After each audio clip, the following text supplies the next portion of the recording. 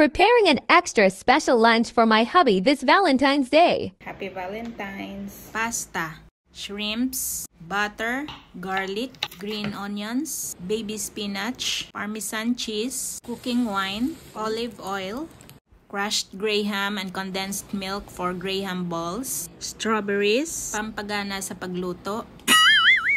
Saute lang natin ang garlic sa butter at olive oil. Hinalo ko na ang green onions at shrimps.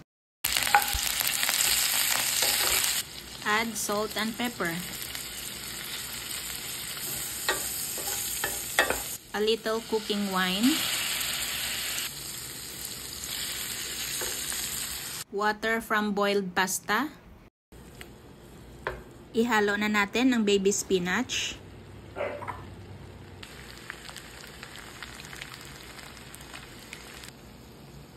Ready to serve na. Gawa naman tayo ng crushed graham balls. Super bilis lang gawin at napakasarap. 1 pack lang ng crushed graham and half can ng condensed milk. Then, ibola-bola mo and may sweets ka na kaagad.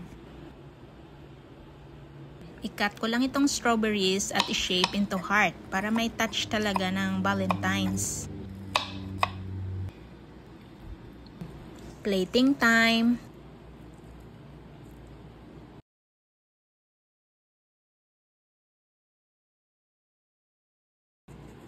Parmesan, heart.